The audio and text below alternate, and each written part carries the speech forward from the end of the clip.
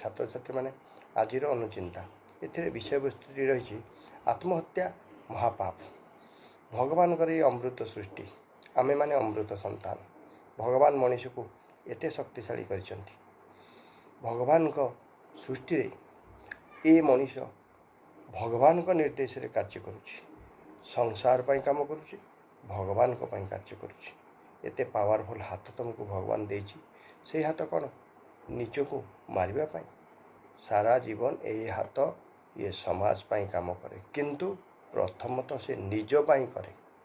ନିଜ ପାଇଁ, ପାଟିକୁ ଖାଦ୍ୟ ନେବା ପାଇଁ ହାତ, ତଣ୍ଟିକୁ ଚିପିବା ପାଇଁ ନୁହେଁ, ବା ନିଜ ଉପରେ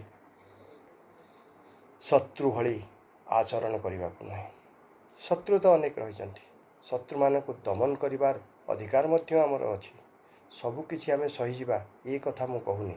ପ୍ରତିବାଦ କରିବା ପାଇଁ ଆମ ପାଖରେ ପର୍ଯ୍ୟାପ୍ତ ଶକ୍ତି ଅଛି। ଏତେ ବଡ଼ ସମାଜ, କେହି ନା କେହି ଆମକୁ ସାହାଯ୍ୟ କରିବ। ଆମ ପରିବାର ଅଛି, ବାପା ମା ଅଛନ୍ତି, ଭାଇ ଭଉଣୀ ଅଛନ୍ତି, ନିଜର ଆତ୍ମୀୟ ସ୍ୱଜନ, ଏ ସମସ୍ତେ ତମ ପାଇଁ କାର୍ଯ୍ୟ କରିବେ, ନିଶ୍ଚିତ କରିବେ। ଆଉ ସବୁ ପରେ ଉପରବାଲା ଭଗବାନ ଅଛନ୍ତି। ତେଣୁ ଏତେ ଧୈର୍ଯ୍ୟହରା କାହିଁକି? ଅନ୍ୟକୁ ମାରିଦେବା ଆଉ ନିଜକୁ ମାରିଦେବା ବହୁତ ବଡ଼ ଫରକ ରହିଛି। ଅନ୍ୟ ଜଣେ ଆମର ଏତେ ବଡ଼ କ୍ଷତିଟିଏ କଲା, ଯେତେବେଳେ ଜଣେ ମଣିଷ ଅତି ମାତ୍ରାରେ କ୍ରୋଧାନ୍ୱିତ ହୋଇଯାଏ, ହିତାହିତ ଜ୍ଞାନ ହଜେଇ ବସେ, ଇଏ ବି ଗୋଟିଏ ପାପ।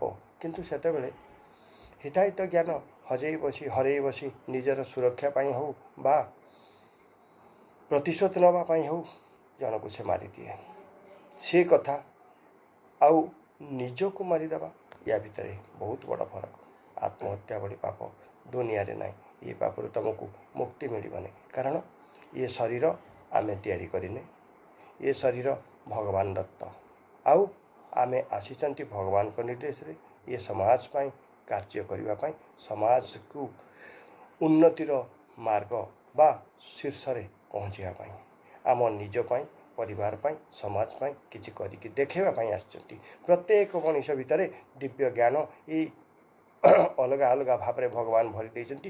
ପ୍ରତ୍ୟେକ ବ୍ୟକ୍ତି କିଛି ନା କିଛି ତା ୱେରେ କରିଚାଲୁଛି, କିନ୍ତୁ ନିଜକୁ ବିନାଶ କରିବା ପାଇଁ ନୁହେଁ, ନିଜକୁ ଶକ୍ତିଶାଳୀ ସଶସ୍ତ୍ର କରିବା ପାଇଁ, ନିଜକୁ ସଶକ୍ତ କରିବା ପାଇଁ, ଅନ୍ୟମାନଙ୍କ ପାଇଁ ଉଦାହରଣ ହେବା ପାଇଁ।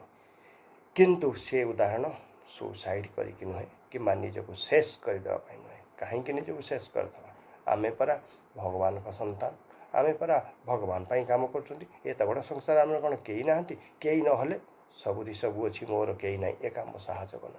ତା ହେଲେ ସୁସାଇଡ଼୍ କରିବି କାହିଁକି? ଜୟ ଜଗନ୍ନାଥ।